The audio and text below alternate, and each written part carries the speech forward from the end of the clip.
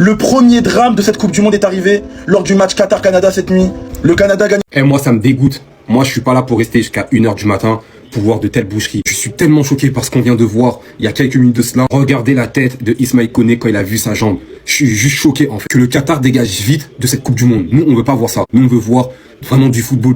On avait eu une victoire du Mexique, une victoire très convaincante des États-Unis, et le Canada qui avait fait match nul contre la Bosnie et qui n'était pas encore rentré dans sa compétition. Et ben aujourd'hui, on peut le dire, surtout que le Qatar a quand même accroché lors de la première journée le favori de cette poule, la Suisse, que le Canada est officiellement rentré dans sa compétition. Alors oui, vous voyez deux rouges, mais avant les deux rouges, il y a... Bienvenue dans la chaîne de MPDJ. Si tu es nouveau sur la page, toi abonne-toi, si tu like et un commentaire. Bienvenue dans la chaîne de buzz, actualité, sportif et tout ce qui se dit sur le ciel international. Allons-y au but du sujet. La première catastrophe qui s'est passée vers le côté du Canada après le match Canada et Qatar. Madame, mesdemoiselles et messieurs, c'est la Coupe du Monde. Tout peut se passer. Oui, quand on dit Coupe du Monde, tout le monde vient avec ses esprits au stade. Alors, madame, mesdemoiselles et messieurs, le Canadien qui s'est fracturé les pieds lors de la rencontre contre le Qatar. Alors, les 6-0 qu'on a mis, lorsque tout le monde serait au vestiaire pour fêter, pour jubiler, mais le joueur canadien serait avec un pied en l'air. Le joueur canadien serait avec un pied en l'air. Et il ne connaît même pas quand est-ce qu'il va se rétablir. Parce que là, quand on vous dit fracture, le pied tordu bien même, comme impossible, n'est pas technologie. On espère que les choses vont aller rapidement. Il va se rétablir jusqu'à il va encore commencer à jouer ballon. Parce que là, la fracture que j'ai vue là, les footballeurs là, vous pouvez me dire déjà en commentaire, hein, les footballeurs qui connaissent l'histoire des fractures qui se passent là, vous pouvez me dire en commentaire parce que lorsque je vois la fracture qui s'est passée là, je demande que le monsieur, c'est après combien d'années il va encore au stade? Après combien d'années il va encore plus jouer encore ballon? Madame, mesdemoiselles et messieurs, actuellement vers le côté du Canada, ils sont en train de jubiler les 6-0, mais il y a une personne qui ne peut pas jubiler. Il y a une personne qui ne peut pas jubiler les 6-0. À un pied sera en l'air, en train de voir comment sa carrière est en train de sombrer. Madame, mesdemoiselles et messieurs, c'est le football. Et la Coupe du Monde, ça ne pouvait pas passer inaperçu. C'était Didi. Vous aviez un commentaire, me fera plaisir, on s'abonne. Ciao, ciao.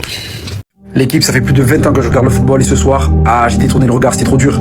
Destin cruel pour Ismaël Koné qui finit homme du match lors de la première journée face à la Bosnie. Et on l'a vu ce soir qui se brise la jambe face au Qatar. Et là, il n'y a plus de football, il n'y a plus de résultats, il n'y a plus d'adversaires, il y a qu'un joueur qui souffre et des coéquipiers qui sont dévastés, notamment Jonathan David qu'on a vu en pleurs, son sélectionneur Jesse Marsh dévasté, Nathan Saliba, son coéquipier au milieu de terrain qui lui rend hommage. Et c'est cruel de fou parce qu'il faisait une grosse saison avec Sassuolo après un passage raté à Marseille, à Rennes, il s'était relancé, 35 matchs, 6 buts, il était en bombe cette saison et en plus de ça, c'est le mondial au Canada, chez lui.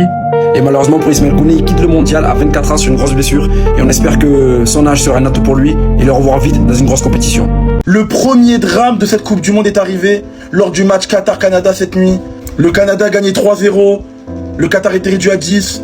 C'était un match de fête pour le Canadien. Jusqu'au moment où Madibo a commis l'irréparable. Madibo a cassé la jambe du Canadien. Les frérots, regardez l'image, elle est terrible. Ismaël Koné, respect, t'es un bonhomme. Parce que pour toutes celles et ceux qui n'ont pas suivi le match entre le Canada et le Qatar, il s'est malheureusement passé un drame. Ismaël Koné, 24 ans, qui joue à Sassuolo, s'est malheureusement cassé la jambe sur un léger choc d'un joueur du Qatar, Madibo. Les images sont clairement horribles à voir. L'ensemble des joueurs ont été choqués par la scène et ont donc fait force pour cette épreuve. Sans surprise, le joueur du Qatar, Madibo, a été expulsé et on peut le voir, il était clairement sous le choc, pas loin de pleurer. Il est allé même s'excuser à Ismaël Koné. Et en sortant, voici les images. Ismaël Koné dans un brancard, se lève et qui fait un coucou au public canadien. C'est juste merveilleux, t'es un bonhomme, t'es courageux. Et ça donne des images magnifiques. En tout cas, une chose est sûre, devant notre télé, dans le stade, ou à la place des joueurs, on était tous comme ça. Maintenant, on va souhaiter un bon courage à Ismaël Koné. Bon rétablissement, t'as toute la planète, tout le peuple canadien qui est derrière toi. Et c'est tellement horrible à voir. Courage guerrier. Ah là là, le match il était magnifique, le score il est beau, mais on a vu des images qu'on espérait ne pas voir durant cette Coupe du Monde dans la personne d'Ismaël Koné qui s'est littéralement cassé la jambe durant le match. Forcément, comme vous vous en doutez, c'était pas volontaire de la part du joueur du Qatar, il a pas fait de manière délibérée, mais malheureusement, il vient de mettre fin à la Coupe du Monde et à la saison d'Ismaël Koné pendant plus d'un an et qui sait s'il va revenir sur un terrain un jour. Lui qui est d'ailleurs sorti avec le sourire, gros sortie, gros rétablissement à lui. Les coéquipiers lui ont d'ailleurs rendu hommage durant le match, après un but marqué en brandissant son maillot devant tout le stade. Franchement c'est beau, franchement le geste il est beau. Moi je trouve ça quand même dommage et ça vient gâcher un peu la saveur de ce match qui était magnifique. Le Canada l'emporte 6-0 dans un match complètement fou, complètement exceptionnel. Le Qatar était dépassé, n'a pas pu réitérer la performance qu'ils avaient effectuée face à la Suisse. Le plan de jeu c'était globalement le même, bien que le Qatar aujourd'hui soit venu avec beaucoup plus d'ambition. J'ai l'impression que Roulen Lopetegui il a voulu s'inspirer des autres équipes qu'il a vues durant cette Coupe du Monde en comprenant que c'était le football ambitieux qui payait quoi qu'il arrive. Ils avaient réussi à gérer un match nul face à la Suisse pour augmenter leurs chances de qualification aujourd'hui face au Canada.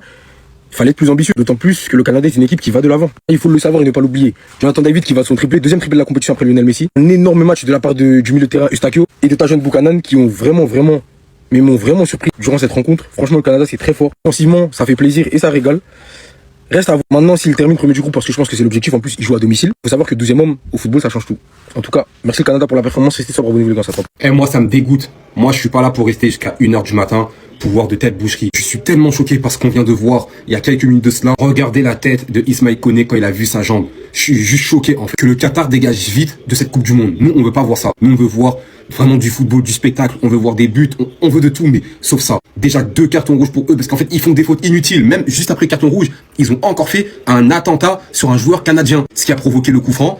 Derrière, ça a fait but. Tout simplement. En tout cas, grosse force à Ismail Koné. Purée, moi, j'aime pas voir ça. Je reste pas jusqu'à 1h, 2h, 3h pour vivre ce genre de choses. Moi, je suis là pour voir des matchs de football. Là, maintenant, il est privé, fin de la compétition pour lui. Peut-être même raté le début de saison avec son club Sassuolo, avec qui il avait fait une très grosse saison. Je pense même qu'il y avait des gros clubs. D'ailleurs, l'Inter, l'AC Milan, la Juve étaient sur lui. Voilà, maintenant, putain, franchement, ça dégoûte, mais vous savez pas à quel point. Vite que les phases de poule se terminent, qu'on dégage rapidement cette équipe du Qatar. Et j'espère que cette équipe du Qatar ne mettra plus jamais un pied dans une Coupe du Monde. Jamais. On reste branché. Peace. Le Qatar a cru que c'était un match sans règles sur FIFA, mais bon, ils sont trompés. Victoire 6-0 du Canada face au Qatar avec un triplé de l'ancien Lillois Jonathan David, des buts de Larin, de Nathan Saliba et en contre son camp de Almanaï. Le Qatar a joué à 9, premier carton rouge en première mi-temps sur une faute où Buchanan va tout seul au but et la deuxième faute, malheureusement tout le monde l'a vu, c'est la blessure d'Ismail Koné à qui j'envoie toute ma force parce que franchement c'est une blessure très compliquée. Le tibia, il a quand même salué les supporters, franchement très belle image, rien à dire. Sinon le Canada, en dehors de ça, ils ont fait un très beau match, franchement, même si le Qatar a été réduit à 10 puis à 9, dans le jeu c'était vraiment propre, ça combinait bien, même si on avait déjà vu ça sur le match d'avant face à la Bosnie-Herzégovine, malheureusement ils n'avaient pas marqué le deuxième but, voilà, et même le premier ils avaient mis du temps à le marquer, mais là, cette fois-ci, Jonathan David s'est mis en confiance, voilà, donc il est même meilleur buteur actuellement de la Coupe du Monde avec Lionel Messi. Grâce à cette victoire, le Canada passe devant la Suisse à la différence de but, ils sont mis vraiment à l'aise, il va falloir faire du très sérieux pour les déloger de leur première place.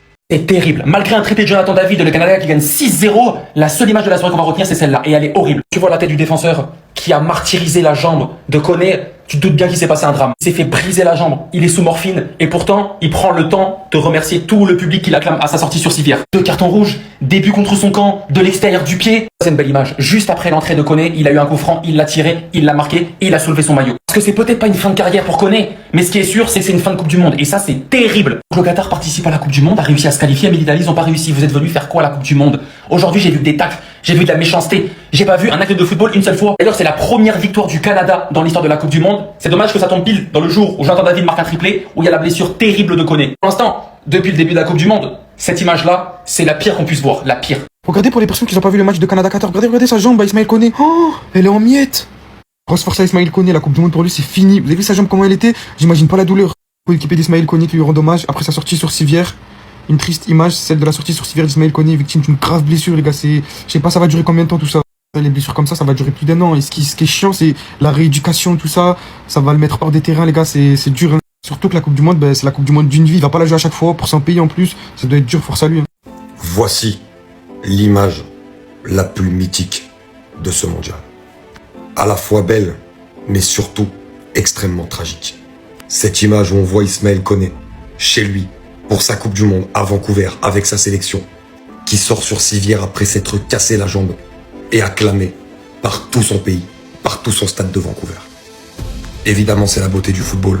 Mais d'un autre côté, je suis tellement triste.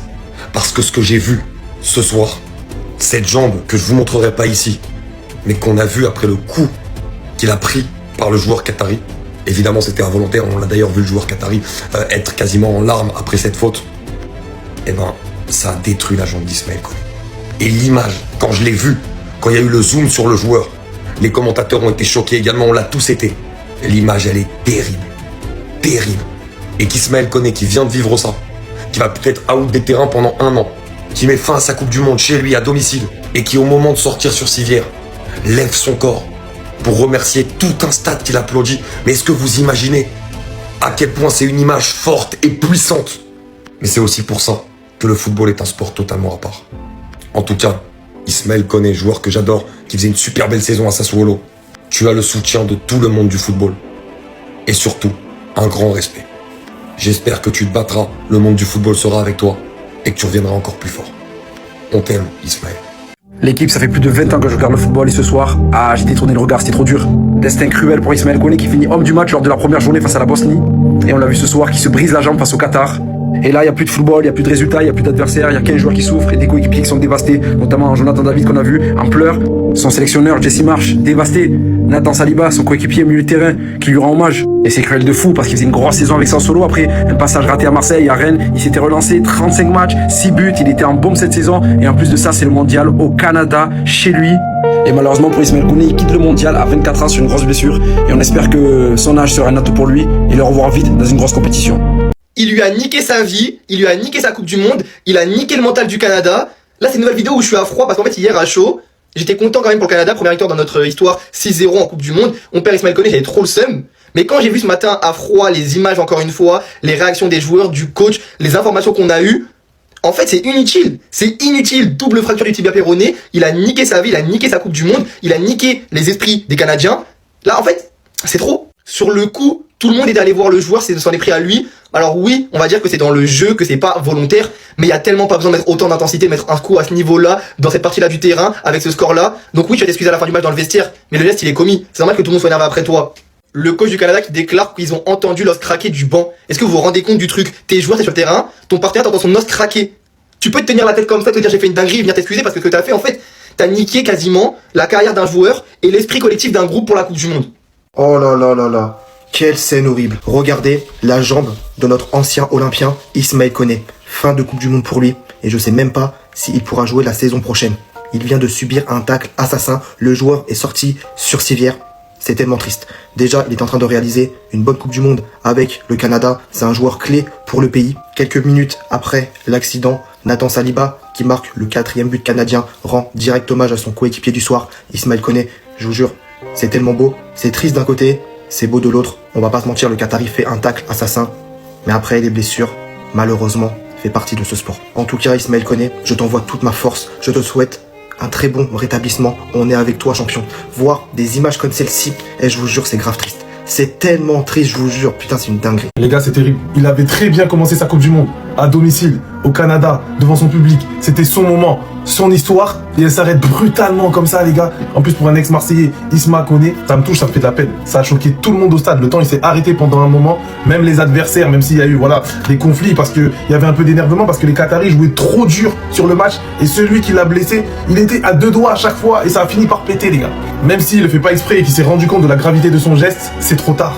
En tout cas, ce qu'il faut dire, c'est qu'Ismaël Koné était un homme, était un bonhomme, parce qu'il n'a pas versé une larme. Il était surtout choqué, déçu. Il s'est relevé, il a salué le public, salué ses partenaires. Il est sorti comme un homme.